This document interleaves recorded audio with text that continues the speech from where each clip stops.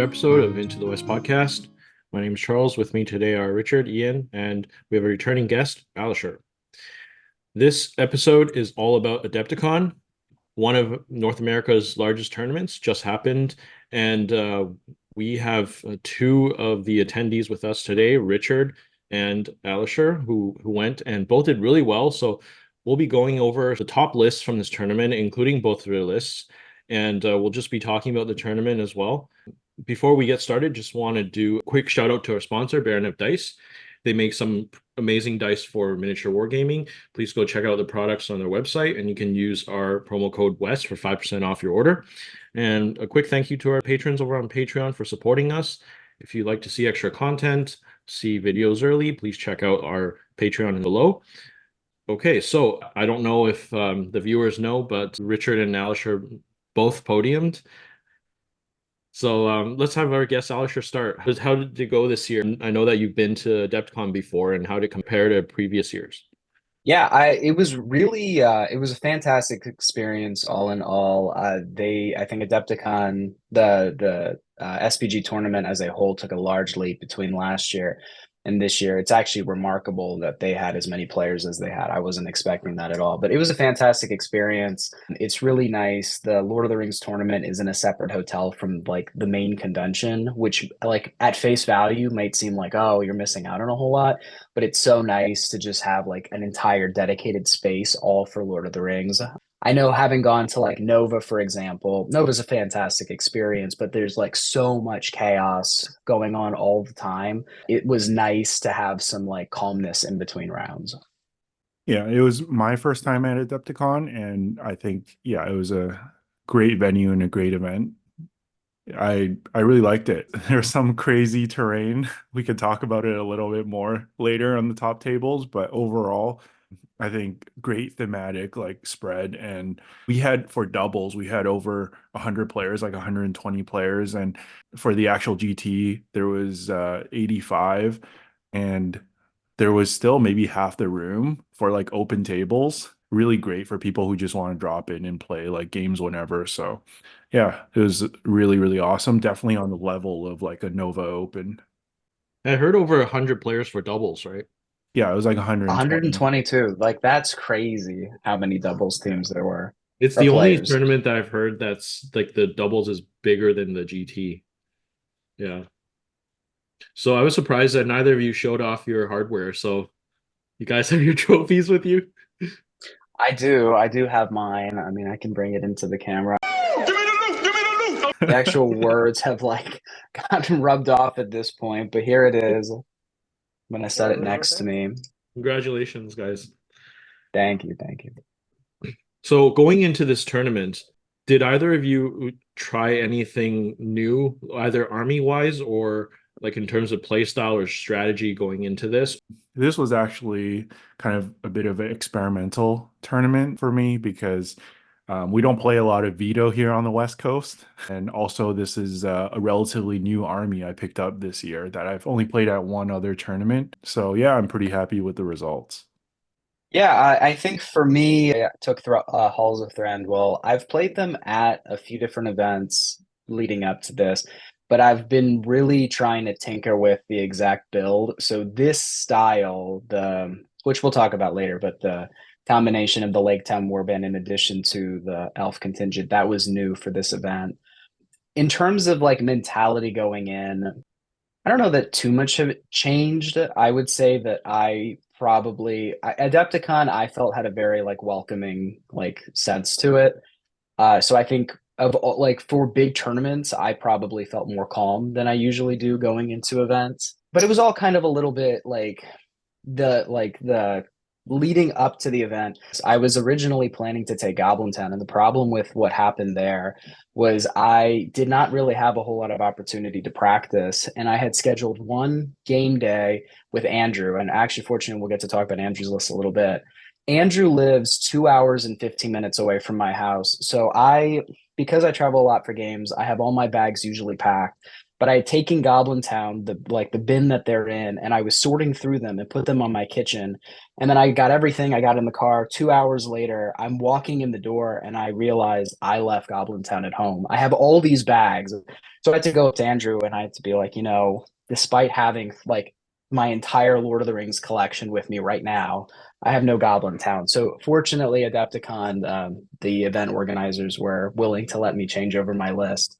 So in a way, it was a little bit unexpected that I ended up taking the elves, but it's a list that I've played before. I mean, for listeners that don't know, this is Alisher's back-to-back championship. So, in my opinion, don't change too much. If it ain't broke. Last year was Survivors, so a little bit different. I kept the Survivor warband, so there you go. I had a little bit of flavor with it. So if I heard you right, you won Adepticon with a list that you didn't plan on playing? I didn't plan on playing. That makes it sound like, oh, look at this. Alisher won with a list he wasn't planning on. I can beat you with one arm. I have played with Halls of Thranduil at events before, so like this wasn't something random. But the original like plan was Goblin Town, and then I had my mishaps occur with that, and so like the week before it had to get changed to Thranduil's Halls. Don't give me any more credit than I deserve. I really don't deserve any. So Yeah, what was the biggest Goblin challenge, would you Town. say, throughout the tournament? Because as I can tell from the roster, it was a pretty competitive event. Was there anything that you found to be difficult or like something that you're inexperienced with? I wouldn't say a huge roadblock, but I think the scheduling was kind of rough. It was a 6-game tournament, which is great for that many players, but having play 4 750-point games in one day, I think it was something like a 8:30 start to like a 9:30 p.m. end. So yeah, it was a long day, but a fun day. I know maybe people who are a little less experienced than us might have had an even harder time. But yeah, it was definitely a good day. But at the end of it, your brain is mush. I've gotten the chance to play 6-game events, and I'm young enough to preface to where I don't know that like is super daunting at a time. I know the tournament ended up having a reasonable amount of drops the next day. I assume it had to do with the schedule of how intense it was because we were playing we didn't get out of there until 9:30. Richard, is that right? Mhm. So that's a lot for players, especially people who are coming and making like a holiday out of this. For me, maybe the biggest, like the most daunting aspect of it was just seeing a lot of the same familiar competitive faces. So like in my mind, of course, you have to be like, if you're gonna win, you're gonna face some of these players. So I think to some degree, my own familiarity with the competition was probably one of the bigger like mental challenges going in. So Alisher was on our podcast last year, and we talked a little bit about veto. And I know at the beginning of this episode, Richard talked a little bit about veto. But what are you guys' thoughts about the veto system? On the West Coast here, we don't really play it. So this was Richard's first experience at a big event with the veto system. Do you guys find that it's more competitive and less reliant on luck?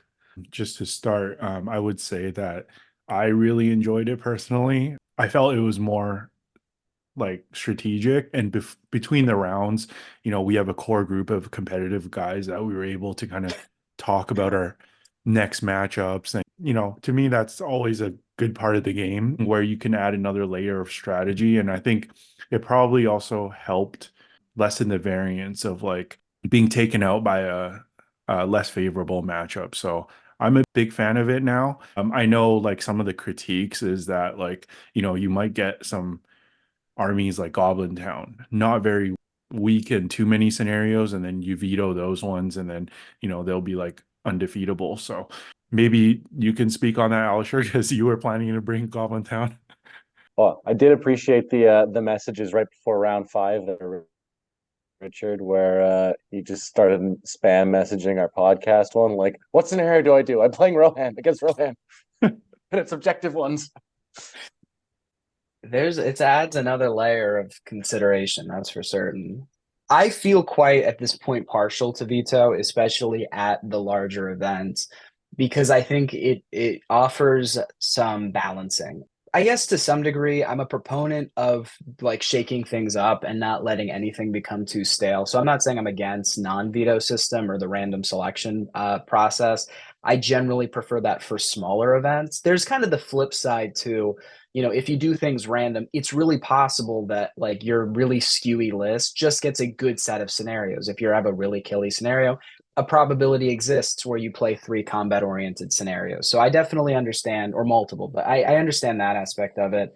Having played at Adepticon back to back years where one year was random, one from each pool, and now this year veto, I feel like the veto offered an element of equalization between me and my opponent to where I didn't feel like going into a match, either of us were immediately more or less likely to perform well. The scenarios are put in pools of based on similarity. But like for example, last year, game 5, the final game, I played a game of Seize the Prize against an opponent who had like identical to what I had, except they didn't have a captain. So obviously me having a captain was an immediate advantage. Whereas I think in these events, having veto it eliminates an additional element of bad luck for an opponent, if that makes sense. Yeah, I think that's definitely a big advantage. I didn't hear anyone basically say they had like a bad game because of the scenario, because everyone had some sort of say in it. So I think that's definitely a positive. Okay, final question for the two of you. Any tips for a less seasoned player when preparing to attend a large tournament like Adepticon? Well, apparently, for us, practice is overrated. True, this is true. Less practice equals better results. At least for me, first of all, it's very easy for us as like a competitive circuit to get very caught up in like efficiency maxing when we make lists and like getting super caught up in, like all the little fine details of a list. First of all, I try to be as big a proponent of this as I possibly can be. Play what you want to play and optimize it. Don't feel like you have to go like build a very specific list that's super like optimized, because what's inevitably going to happen is you're probably going to have more expectations of the list than you should. At the end of the day, this is a skill game more than it is a luck game. You're probably not going to enjoy it as much because it's so efficiency kind of like, stat driven, and you probably won't have any familiarity with it. So the big thing for me is play what you want to play. And then the second thing is like, while skill is a big component of this game, there are so many pieces that go into and contribute to the result of a match. Don't lose a game because you're so stressed out about it.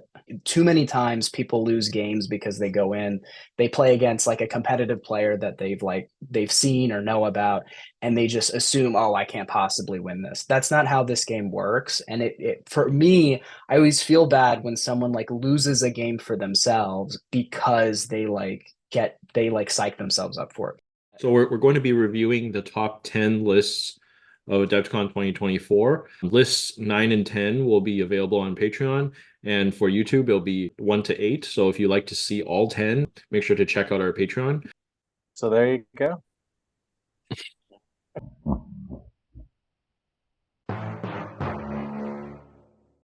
And he will be missed.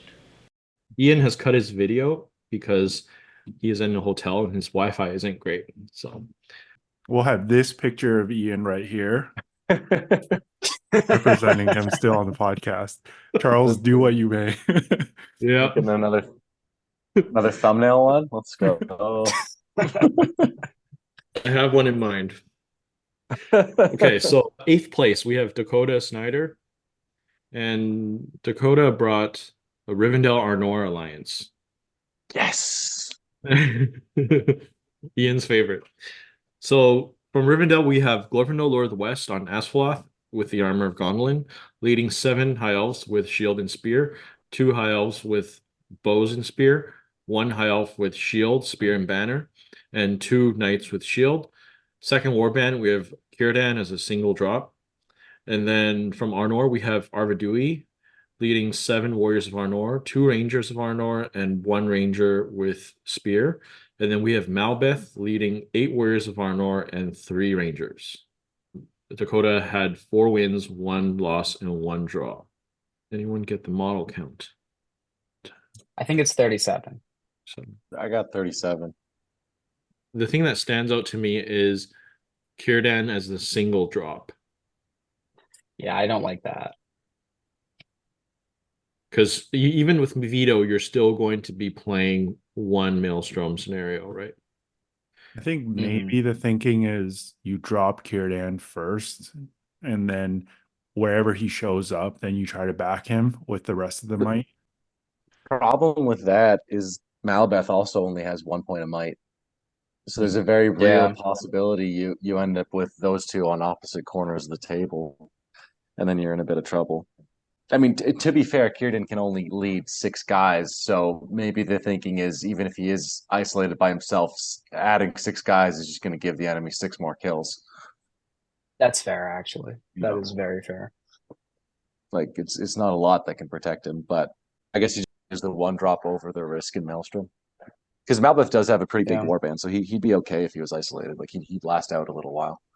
And he won the Maelstrom game, so The thing with this list, and I think other lists as well, I know like we talked about it in the intro about Veto and then how you might be able to skate by with no heroic march, but because it's Veto by pool, there's certain pools like, maneuvering or stuff like that, where there's going to be multiple scenarios in that pool that March helps a lot. So I know it's like the easy cop out just saying that, oh, it's Veto, so I don't need March, but having the March though allows you to play a lot more scenarios, and you don't feel like you're forced to like veto a certain one, because I see that one of his draws was actually divide and conquer, right? And a big part of that one is trying to get to that center and like sit there and defend it. And this army can definitely do that. Once it gets on an objective, you're not going to move it because it just doesn't die.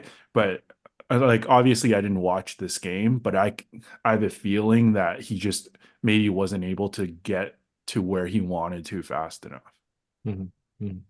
Unfortunately, for both of these armies, there's only 1 profile with March, right? So either a High Elf captain or an Arnor captain, which you would have to find something to replace to get the points to get him. But yeah, definitely like that in the maneuvering pool, there would be a weakness for this army.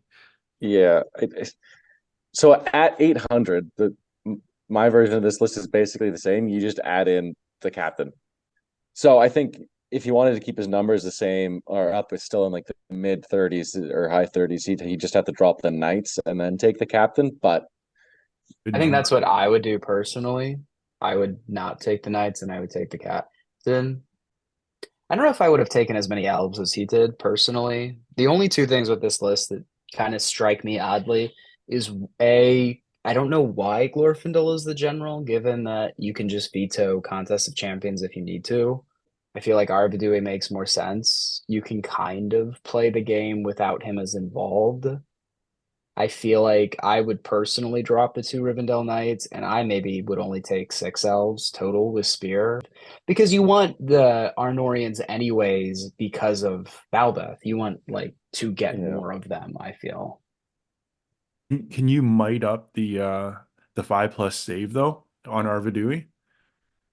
I think so. I don't think so. Because then I would say then it might be a good shout to make him the leader. But I guess the slightly more scary thing is that you're probably a little bit weaker towards like a Black Dart VP. But yeah, I mean that's fair. That's fair. He does have heroic defense though. Yeah. But I think the thing with this is because you have Círdan and Malbeth as like back support heroes, they're not going to be in combat. You want Arvidue to be involved in combat.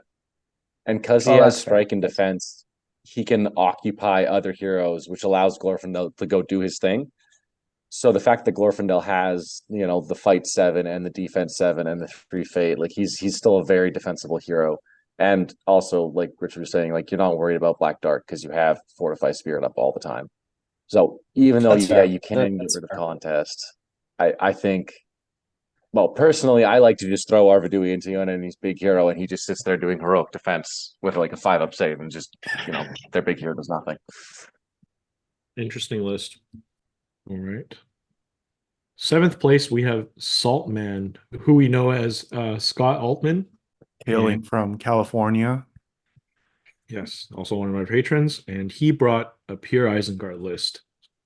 And just speaking to Scott a little bit, this was an idea that he had that he really wanted to make work.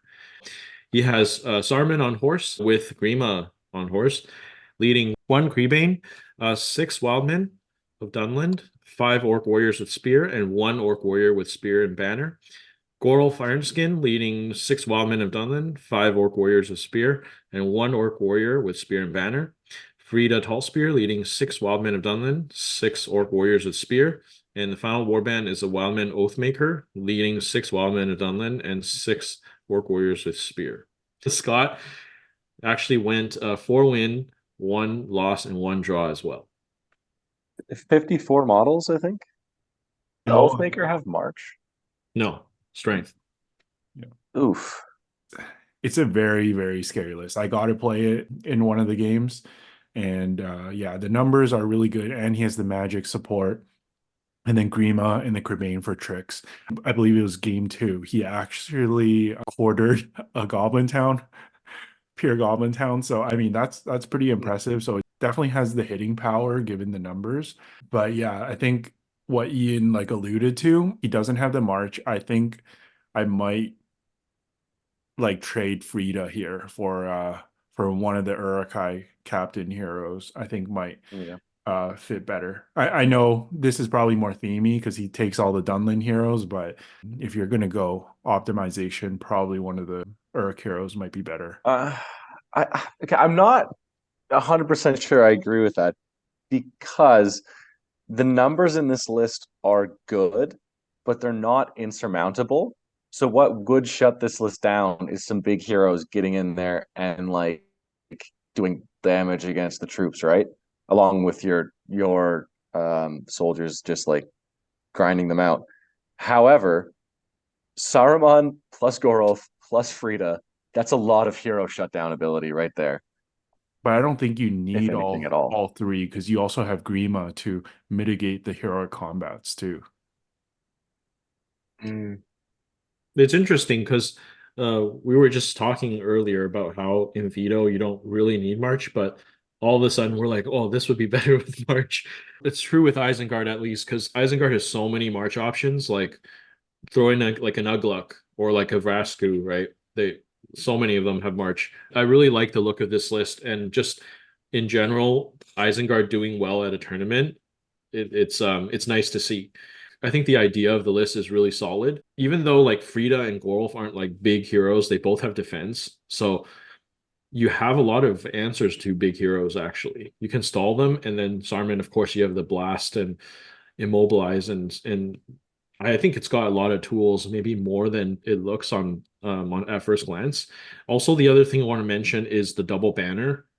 He could have dropped one of the banners in order to maybe get up to like 60 models, but I don't know what do you guys feel about that? Because it's a fight 3 army, right? And generally it's like more banners. Usually you'll want more banners if you're a higher fight army. Like, is it worth it?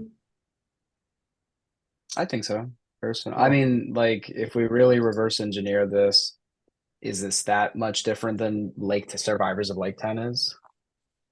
I mean, that's kind of my impression of it at first glance. This seems like reverse engineered Survivors. Yeah. And I mean, I like Double Banner at that point. It's an interesting list. This is a thought-provoking concept. I don't know. I'm just trying to think of like to the point of March. I'm the type of like I religiously include March in the things that I play. I like the just knowing that I have that as an option. That being said, with Veto, what's March getting you? Because I feel like if anyone's going to go, it's Frida personally. You need the Oathmaker for Fearless. You need Gorlf to sandbag heroes. You need Rima and Sarma. So if it be anyone, it's Frida. And I think Frida is like negating the charging is huge. I like that a lot. From my experience, all my mounted heroes were dismounted before combat with Sarm in there, so it didn't really matter. But I guess if that doesn't go off, That's fair. That's fair.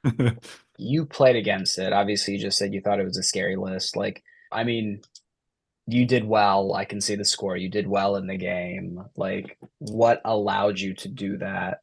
And is there a tweak he could make that would have prevented you from doing that? Hunter orcs go brrr.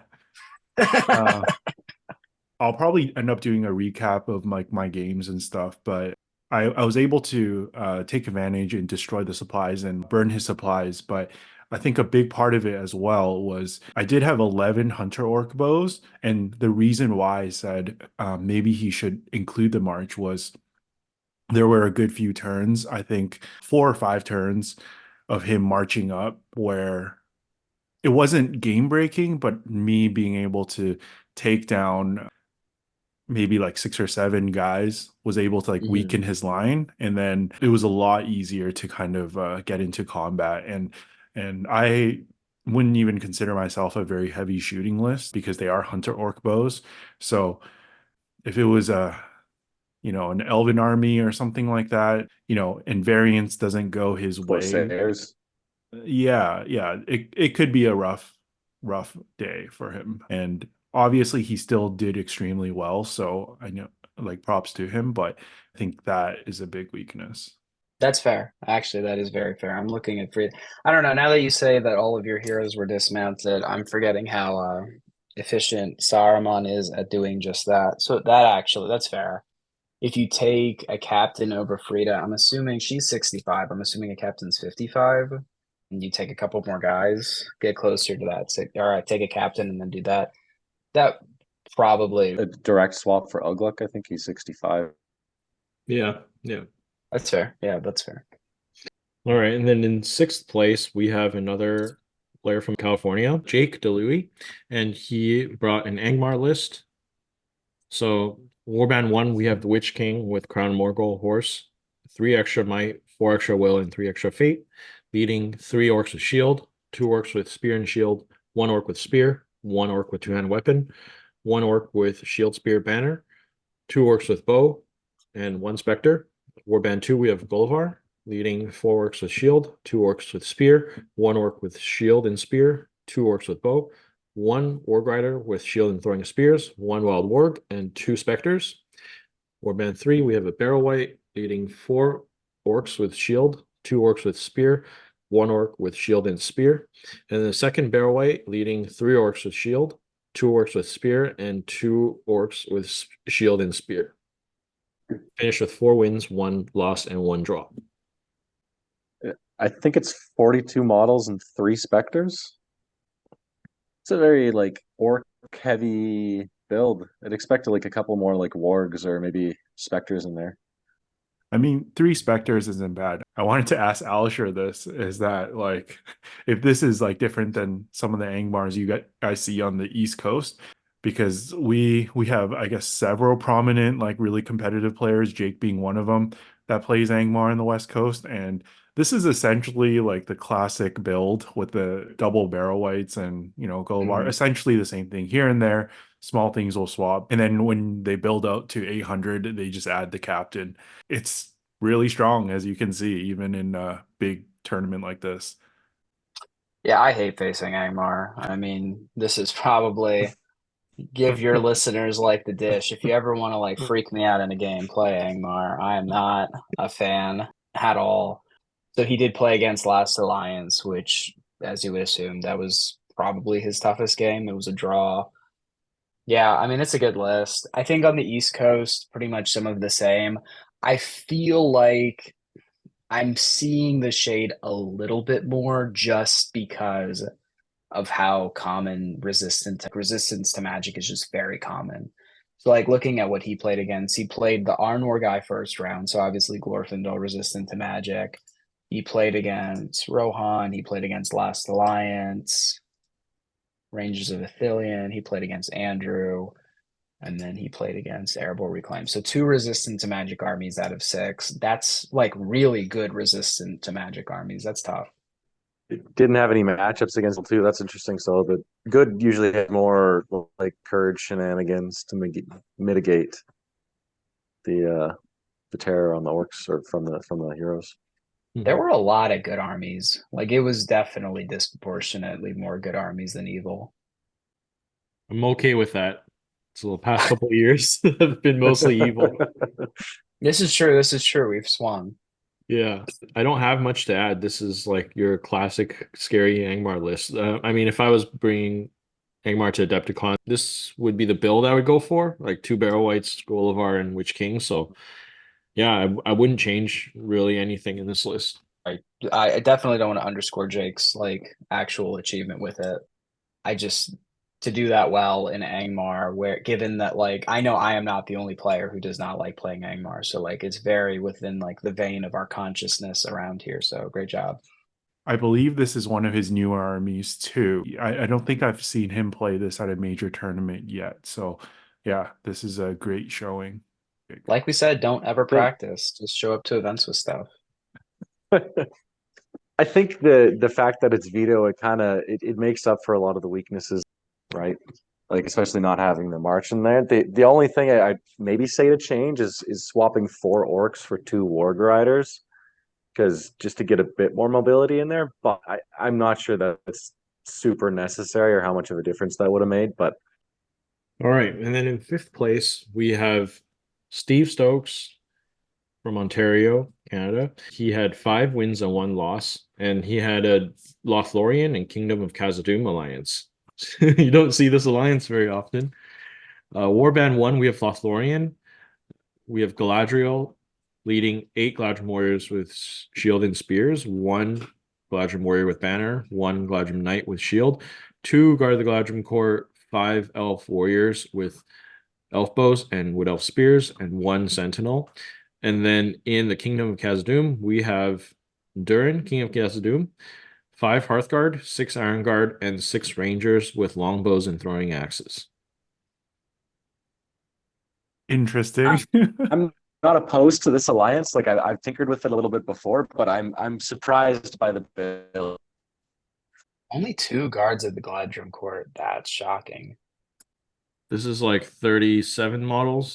Yeah, it's a weird alliance. I'm a little bit surprised to see this kind of list like so far up. Not saying that it can't do well, but just the composition is I'm trying to wrap my head around where the synergies are and how this would work in the scenario pools. I think it's just Galadriel and Durin just each pick on a hero and shut them down, and then your dwarves burn the damage with like the Hearthguard, the Iron Guard, and all the throwing weapons they have. You just kind of like grind them down with like high strength attacks, so they'll usually end up killing whatever they're fighting if they win a fight. Yeah, I mean, Yeah. we've talked about this, about how, our opinion of Durin. Funny thing, and Alisher was on the episode that we talked about Durin, and Durin goes to legend for me. He's probably like, if I were to make a top 5 heroes, he's probably on that list. Like an actual utility too, not just because I'm fond of him. wow. I feel like you like him even more than the Durin show. I don't think even the guys from the Durin show would rank him as legend. True. In a sense that Steve has helped Alisher prove us wrong, making top 5 at Adepticon with Durin. That's really impressive. But he also, I think, followed one of Alisher's rules, which is don't max out your Hearthguard, which I think a lot of people are used to doing with Durin, and getting more Iron Guard instead. I think that's big.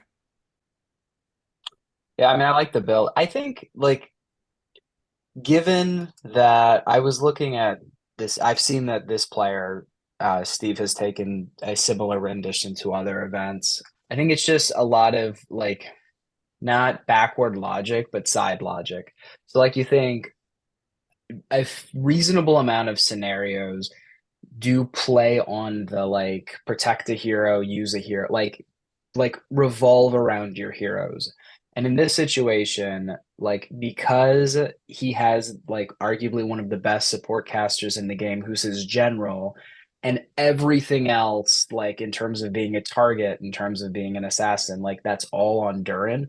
If there's ever a hero in the game where you could like do that, I mean, it's probably Durin. I mean, it's going to be very challenging for anyone to kill Durin as a fog of war target. Be pretty easy to protect Durin as a fog of war target.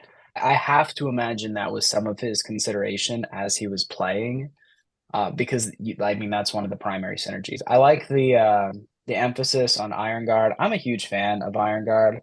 I'm also a huge fan of 12 throwing axes total, 6 of which were dwarves with bow and throwing axes. I don't think he gave any of his wood elves throwing anythings. So a lot of shooting. It looks like 12 bows, which I think it needs. Blinding light. So like those two factors make it one of the better shooting armies in the game because of the blinding. Don't have to worry about hyper mobility because of veto. That's a good list. 6 Iron Guard paired with a Fountain Guard, or just an Iron Guard paired with a Fountain Guard. I mean, that's a hero right there. The strong point of this list is that it probably outgrinds pretty much any battle line. Like no one wants to go head to head with this one. I guess props to Steve though, because I'm looking at the games. You know, he was able to win retrieval, divide and conquer, and heirlooms, and those ones are a little bit more mobility driven. I know I can see in retrieval he won a 3-0, so very likely he just camped on his own objective and then broke the opponent when they came to him. But yeah, well played by him. Props to Steve for not vetoing heirlooms. What would be challenging for me if I were to play a list like this is having only 6 might on 2 heroes. Like that's close to 300 points on heroes. And I mean, we've seen lists with low number of might do really well. So it's just the fact that 3 of it is on Durin, and you might want to save like 1 for heroic strike or heroic combat. You don't have a lot to work with. So I don't think he is calling like any like maybe he'll try and keep a point of might on Galadriel for heroic defense and maybe 1 on Durin for strike later in the game. But I like for the most part that his might's being used for heroic moves, right? Key heroic moves. yeah. Like Durin probably doesn't care if something charges into him. Like he probably won't counter strike. He'll just tank it because of the D9. And then Galadriel's just gonna be doing her thing and sitting in the back line, spending her might on moves. So it's low might, but it's all like usable might of the army rather than for the heroes, if that makes sense. Yeah. Okay, we're on to 4th place. So in 4th place we have Andrew Palmieri, who is a frequent guest on our podcast from New Jersey, and he finished 4th with an airborne reclaimed Survivors Lake Town and Halls of Thranduil triple historic alliance. So first warband, also his leader is Thorin, King Under the Mountain on a goat. And then he has Warband 2, Bard the Bowman with horse and armor. In his warband, he has Alfred, Sigrid, and Tilda, 6 militia with shield, 7 militia with spear. Percy leading 12 militia with bows. And then a Lake Town captain leading 2 militia with shield, 4 militia with spear, and 2 militia with no war gear. And then finally, in Halls of Thranduil, Legolas Greenleaf on a horse, leading 1 Mirkwood cavalry with shield. And Andrew finished with 5 wins and 1 loss. 44. Yeah, I'm sure you guys are thinking it, but this is just a terrible list, like all the way around. Andrew has sent all of us basically 100 variations of this list. So this is like version 100. I've definitely seen a lot of this. No, this is a great list. I know I played against it a couple times in practice going into the tournament, received many like potential revisions to it, but I think he settled on a good list. Got to be careful with what I say because I will see him at some point soon. No, joking. I have to toe the line between like maintaining my Philly pride because obviously, Andrew's from New Jersey, but also maintaining respect because we play against each other. But no, I like this list. I like the Thorn Splash. I didn't ask him what he thought his production with Thorn was or how it has been. But Thorn in a list is great. And what better of a combination than in this? Survivor's a good army to take for like your foundation in a veto tournament because you don't need to worry about banner VPs, and it seems like all of his warriors will probably get rerolls. It's a good build. Deadly shot to his arsenal there to snipe heroes, and as if like Bard's great bow's not good enough. He's got a lot of tools. He's not missing out on the march. He has a Lake Town captain, so yeah, it's just a little bit of everything. As you guys said, the shooting this list is very oppressive from the heroes. Bard and Legolas is a nasty combo, and if anybody leaves like a hero exposed in the front rank, they're gonna die in one turn. Not to mention the fact that he has Percy and 12 archers that are rerolling to some of their shots to hit, right? He can definitely catch people if they expose any of their heroes. Like I think when he played Jake, right, he managed to put a couple of wounds on Gullivar pretty early, and then Gullivar was kind of out of the game for most of it, right? So kind of good way to showcase the shooting potential of the list.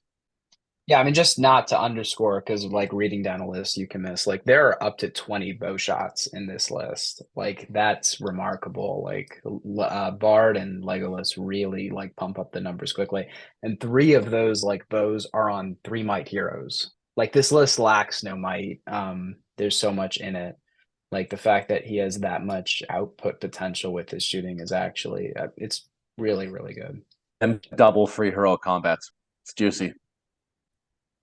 Kudos to Andrew for having to play Angmar twice. He absorbed them all, so I didn't have to face any of them.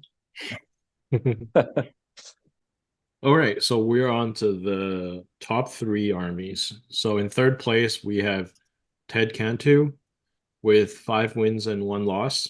And Ted's list is Misty Mountains, Lothlorien, and Numenor Alliance. So in the Misty Mountains, we have Gwahir.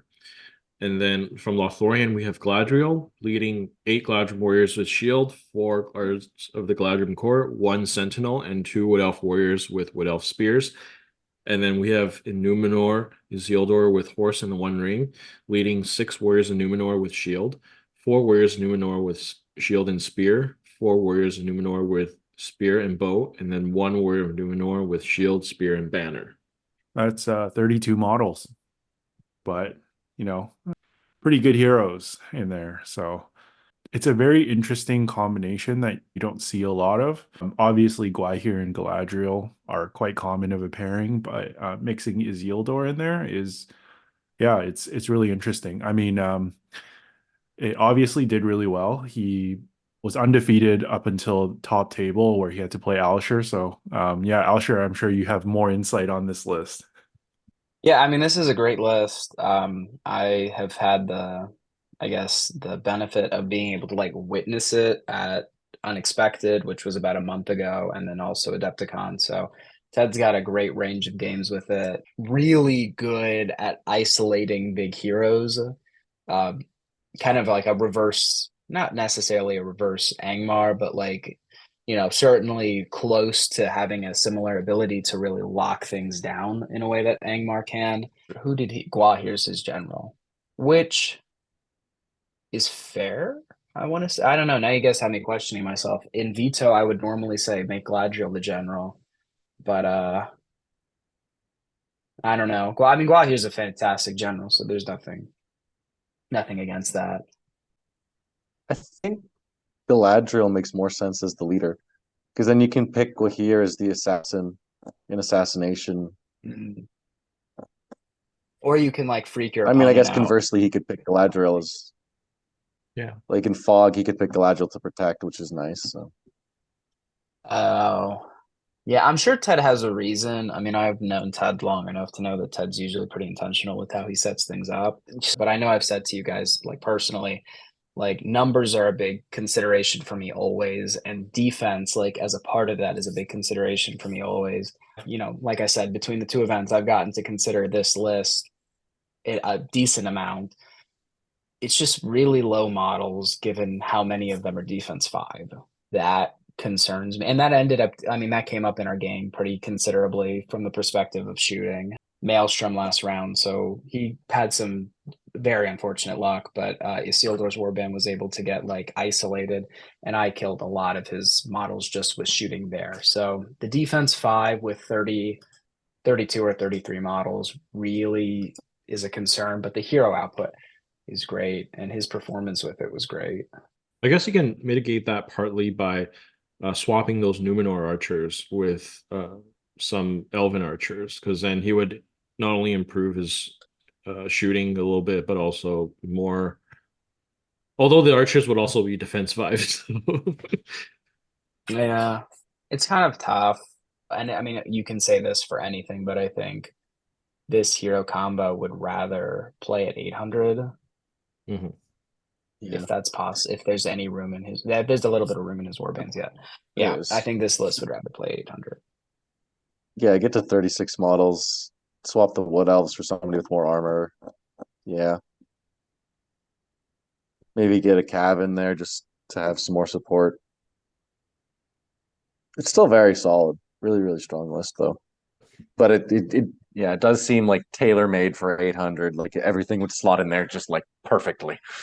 Ted took a similar list to LVO, the Las Vegas Open. Obviously, well, he won that tournament. That might not be obvious, but I'm pretty sure that's 800. I don't quite know what he did differently, but it was a similar build, I know. Okay, now we're on to second place, which is Richard's list. And Richard finished with 5 wins and 1 loss. And Richard, why don't we have you go over your list, since you probably know it inside out by now. Okay, yeah, so I have a mix between Azog's Legion and Azog's Hunters. My leader is Bolg with Fell Warg, leading 6 Gundabad Orc Warriors with Shield and Spear, 3 with just shields, 1 with Shield, Spear, Banner, 2 Gundabad Berserkers, 3 Warbats.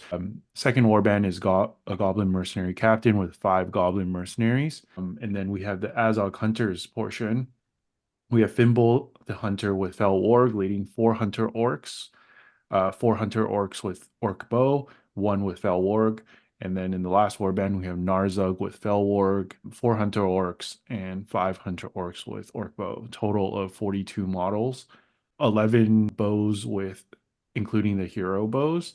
Alluding to what Alisher said as one of his tips in the beginning, this isn't what I see, and I think what a lot of top players in North America would view as like a super competitive list or army at this points level. But I wanted to see it kind of work in one of the bigger tournaments, and I did feel like it has potential. I'm not taking like something I think is complete garbage or anything like that. I just I just don't feel like this army is, ever really seen at the very top tables of like Nova Open or like AdeptiCon or stuff like that. So that's another reason why I wanted to take it. I feel like it might be able to surprise the top players that I would eventually encounter with a super optimized version, right? I know there were other Azog Legions at this tournament, but they were playing Signal Tower, so presumably less serious. But yeah, I wanted to go with a list that was very, very highly mobile. I know there's a lot of people who gave me feedback saying that the 3 Warbats and like the Goblin Mercenaries might be overkill, and I have a Fell Warg in there. But to me, it was like the fighty scenario. The To the Death Lords of Battle Contest of Champions is probably my weakest pool, but I'm not even that bad at it because I have Bolg and Contest of Champions. I can fight. It's just not like where I excel at. And I'd rather lean into the skew of I'm going to like just out mobile most armies. Like talking with Ian before the event about like general rules of what to veto, his advice was just choose whatever is more like combat avoidant and like stuff I can like run around the enemy and just do weird things. And yeah, that was kind of my like rough game plan going into every matchup. That was in the back of my mind. Yeah, I think it worked out well. Obviously, I had pretty favorable matchups. I think shooting and heavy shooting and like terror is my biggest like weakness. And I was lucky enough not to face like a all terror army. I did face like a Witch King Sully list with like a Black Numenorian line, but I was able to deal with that with like Bolg getting in early, taking out the row of like most of the Black Numenorians, and it was okay from there. But partly matchup dependent, but I'm also happy with like the list and how I played. Curious to get your guys' thoughts on it. I'm sure I've already spammed you guys before the event and stuff, but yeah. Yeah, I know, and at least Charles and I have definitely seen like 18 different versions of this. Just to be sure. I like how at the beginning you said like this isn't seen as a super competitive list locally. It kind of shows the potential of the veto system, right? Because there's no way you would have brought this if it wasn't a veto. Seems a lot scarier just because it was veto. It kind of makes it a lot more viable. I like how you designed this list for the veto tournament. Out of curiosity, like which round did you feel like veto helped you the most here? Or made the biggest difference, maybe? That's an interesting one, but I would maybe round 3 we got to play Destroy the Supplies. Okay. Yeah, that was against Scott, so the Isengard Horde. We ended up with a scenario that was like a good in between, but I believe the other scenarios in that one was it retrieval and seize the prize? Yeah. Seize the prize much of the time, you know, a 50-50.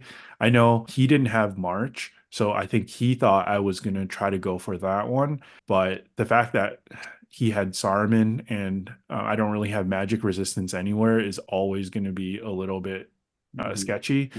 Retrieval, again, against the Horde army and like magic, it's not something that I was looking forward to, and I probably have the least experience with that one comparatively to the other ones. And Destroy the Supplies, I just feel like, you know, with the Goblin Mercenaries, that's like a cheat code there. And then also the bats, I can play defensive with those ones. Yeah, I just felt like all 3 were very like playable, but like veto helped me like select the right one, obviously. No, that makes sense. I do want the record to show I was supportive of this list. Like I was one of the more like, yeah, that's a good list. It's great to see some of the list diversity at Adepticon, but I don't want to underemphasize the fact that this is more of a skew list compared to what you see a lot of times. Azog's Legion is not something that like is kept away from tournaments, but Bolg being a general and being the real focal point, that is rare, despite the fact that he's great by all means, but that is rare. And then having, you know, a defense for frontline then, as you said, is low courage. You ended up not taking a Warhorn. Am I correct in thinking that, or am I wrong? Yeah, that was the big debate, but I ended up taking 2 Berserkers instead, thinking that it kind of mitigates the terror matchup, but they're still useful in non-terror games, which, you know, ended up being all my games, luckily. Except for the Black Numenorian one, right? Yeah. But I don't know if I count that as a terror matchup. I think he had maybe 8 or 9 like Black Numenorians. So you could play around it. Yeah, that was one of your biggest decisions before you went on this trip was whether you should take the Warhorn or not. And we had multiple variations of both.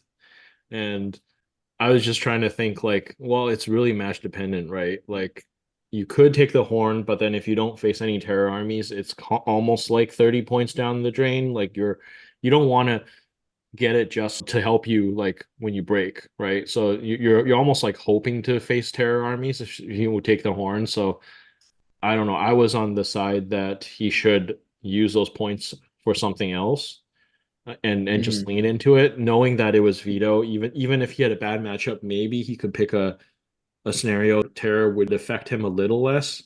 I mean, it worked out for him, but I don't know how he would have done if he went the Warhorn route, if it would be about the same or or if it really be a significant difference. Hey, like with a pool of players that big, that's actually pretty good advice, I think, Charles, because like even if he does end up in a tear matchup, it might be like one out of his games, right?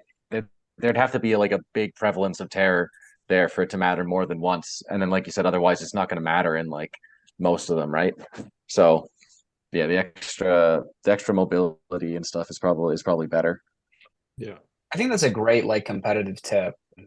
Like again, in big tournaments, like do not hyperfixate over like your bad matchup. At a local event, like you might be much more aware of it, like especially if someone you know plays it. But at a big event, like you could just not face the thing that you're terrified of.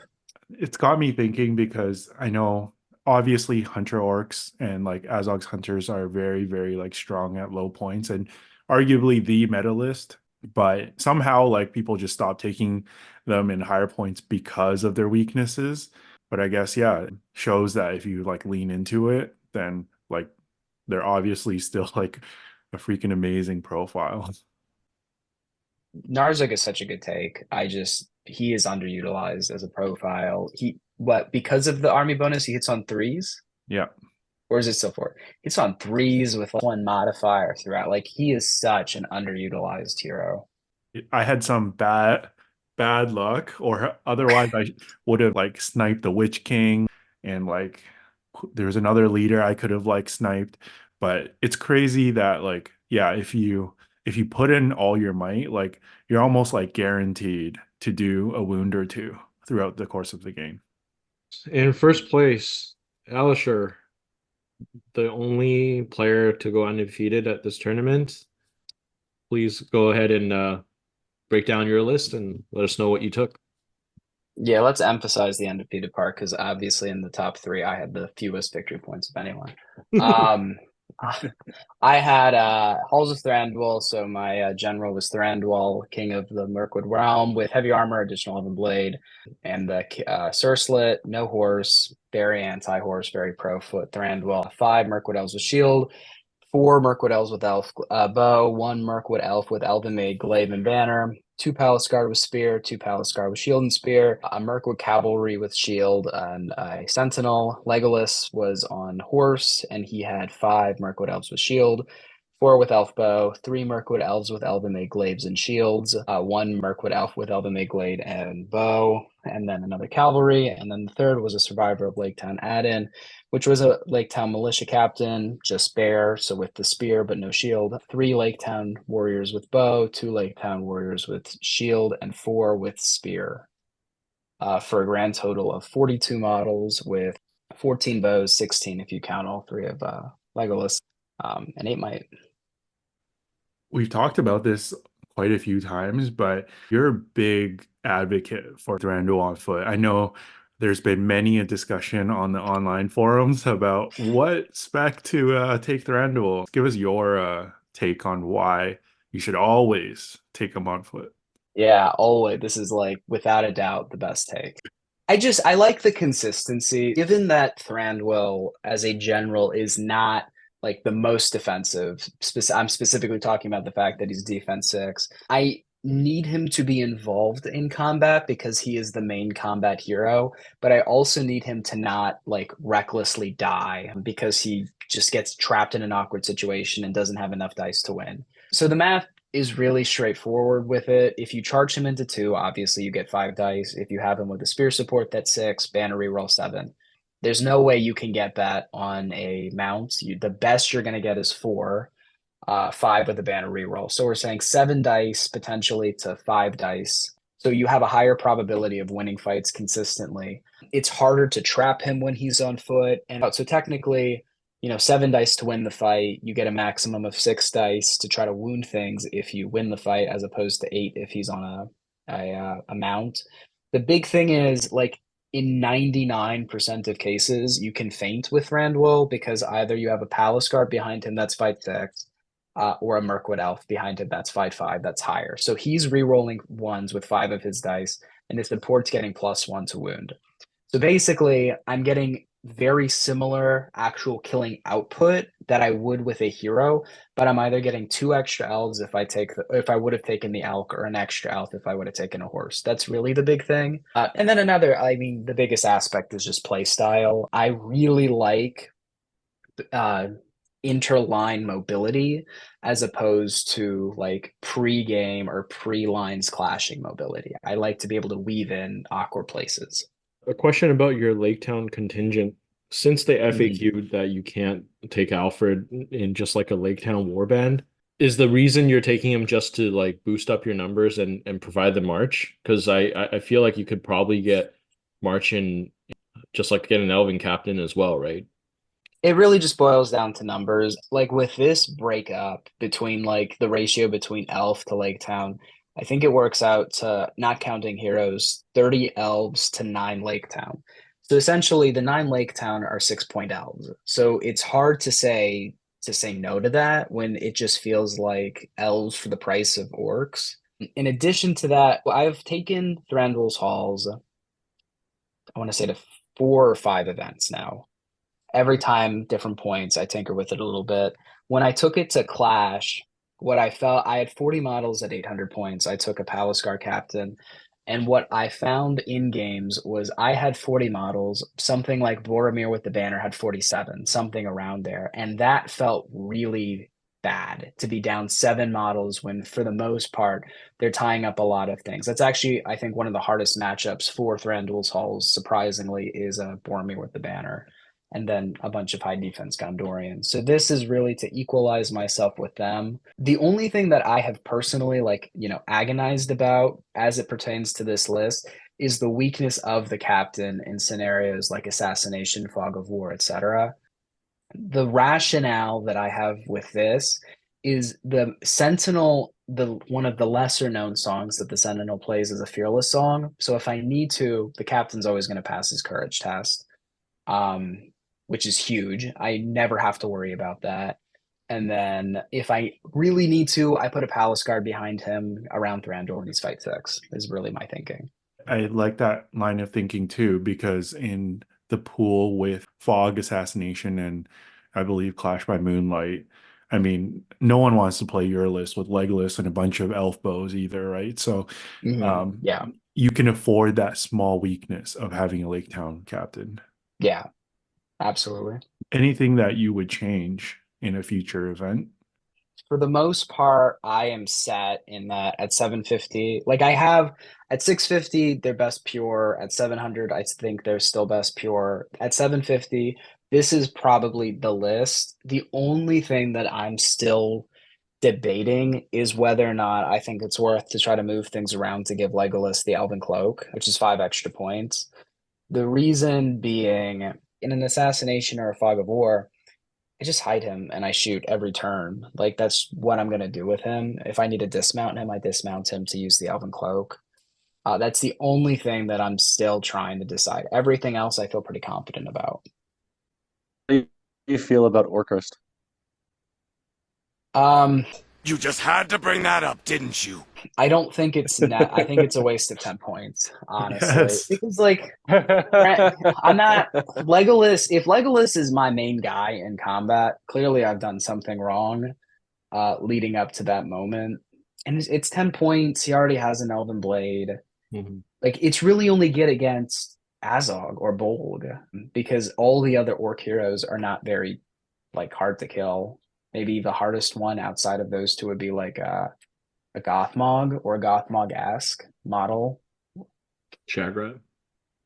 Same, like yeah, Shagrat, Gothmog, something in that vicinity. Like I guess one last question would be, what matchup do you think you had the hardest game? I know Ted obviously is a really strong opponent with a great list, finishing in 3rd, but I know with how Maelstrom panned out, it didn't seem like maybe the toughest game for you, but what would you say?